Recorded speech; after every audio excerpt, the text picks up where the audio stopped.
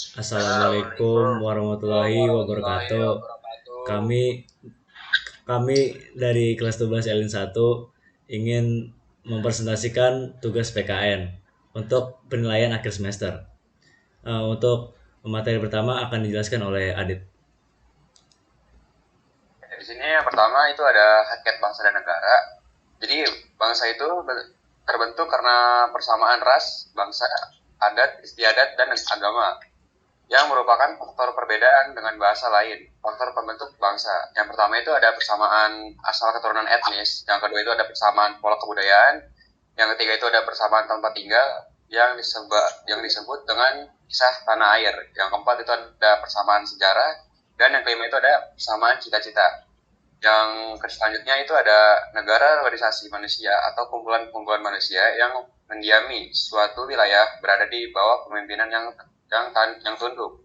Yang pertama itu ada sifat negara.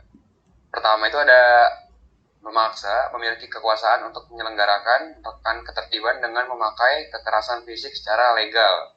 Yang kedua itu ada monopoli, memiliki hak untuk menetapkan tujuan bersama masyarakat. Yang ketiga itu ada mencakup semua peraturan kebijakan negara berlaku untuk semua orang tanpa kecuali.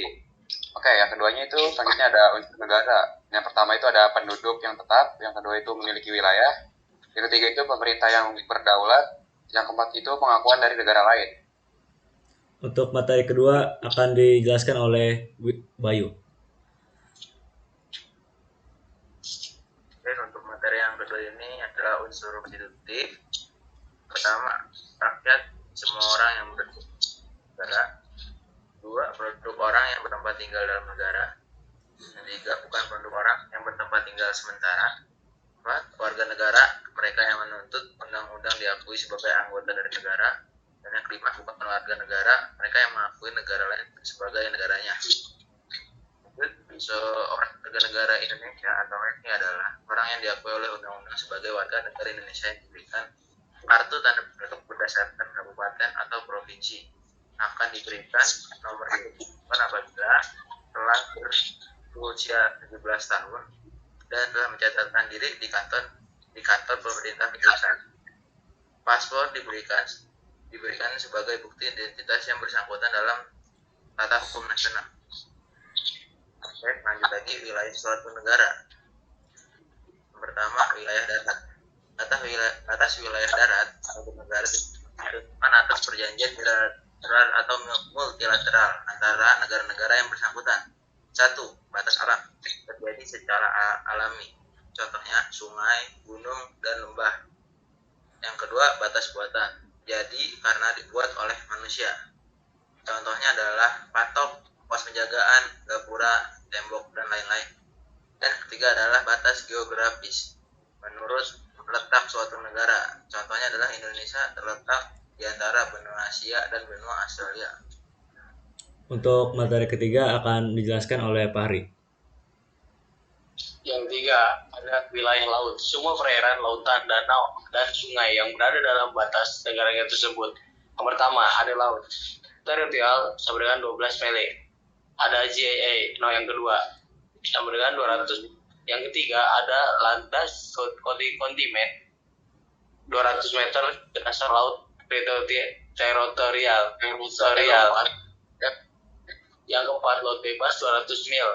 GAA.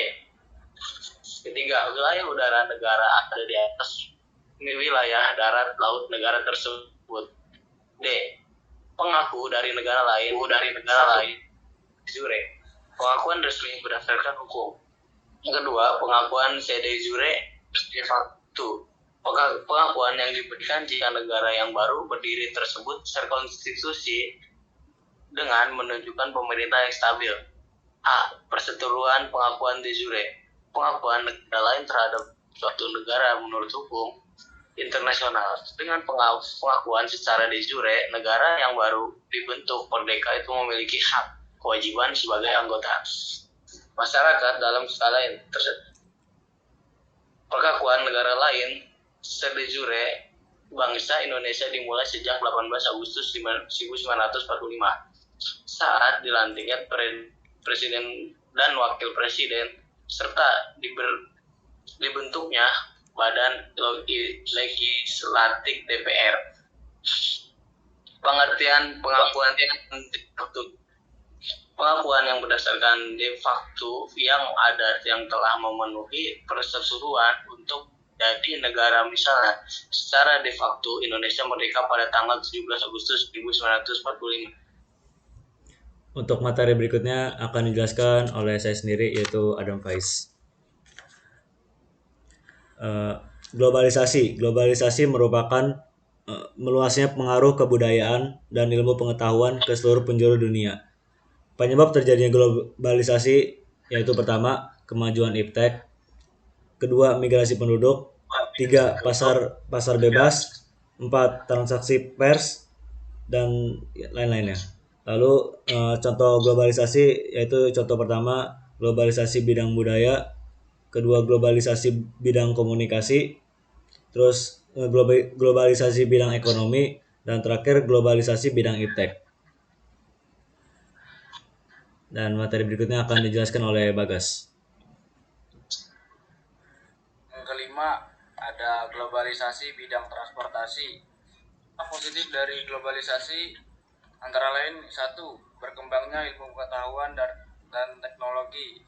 2. Meningkatnya efektivitas dan efisiensi. 3. Perekonomian meningkat. 4. Komunikasi cepat dan mudah. 5. Berkembangnya pariwisata. Sedangkan dampak negatif dari globalisasi antara lain: 1.